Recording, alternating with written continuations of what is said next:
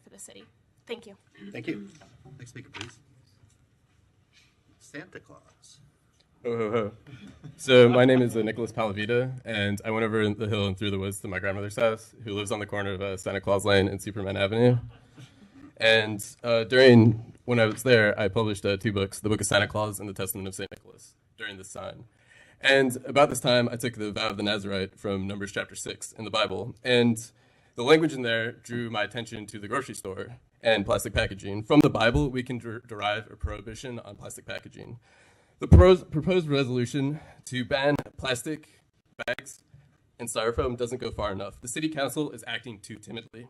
Our city is practicing idolatry and should cease that activity immediately. I recommend banning all single-use plastic containers, utensils, and packaging. We should ban plastic bottles. Our civilization has turned its back on the Lord.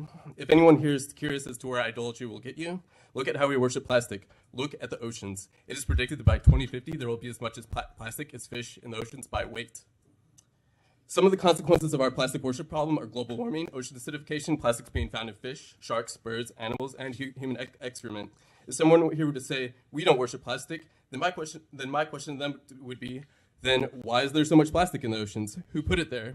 The Lord said no false gods. The Lord said no idols. Let me explain the consequences of worshiping the false god known as Coca-Cola. When we worship the Coca-Cola company and obtain one of their plastic figurines, what did we really just purchase? Soda products come in plastic figurines like the one I'm going to give each of you are linked to diabetes, heart disease, obesity, and some forms of cancer. The extra inputs for extracting and transporting these materials necessary to make Coca-Cola excrete CO2, as does the manufacturing and distribution of the Coca-Cola bottle. The Coca-Cola company contributes to global warming and ocean acidification. So the next time we go to the convenience store or the grocery store or the like, I'd like each of you to think about this. The convenience store and grocery stores are temples of idols. The topic of the day on television is often terrorism, but it is explicitly stated in the Bible that the topic of the day to God is idolatry. Let me explain to you the consequences of idolatry, and let's compare it with terrorism. Worldwide in 2017, 20,000 people died of terrorism.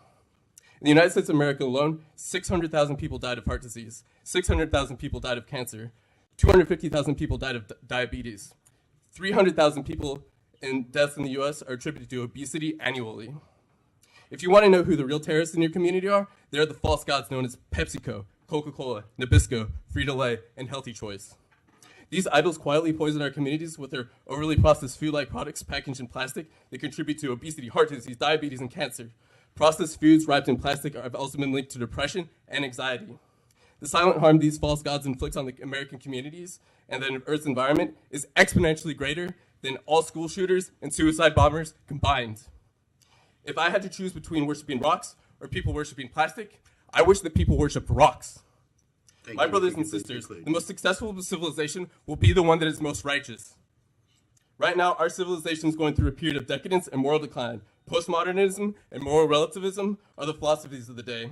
The worshiping of graven images and idols is ubiquitous in our culture. We need to stop looking down at our cell phones and look up to eternity. The Almighty Lord has sent advice to our planet. Divine law and the laws of nature supersede the law of man. Thank you, and please conclude. The matter of fact is that plastic idols are already prohibited by divine mandate. It is the responsibility of this council to get your city in alignment with your superior, the Almighty God.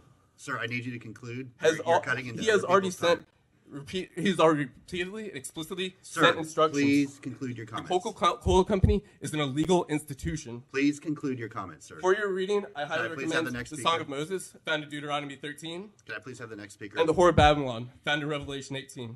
Thank you for your time. Thank you. Next speaker, please. If we could please be respectful of each other's time, that would be appreciated. Good evening. My name is Frank Prince.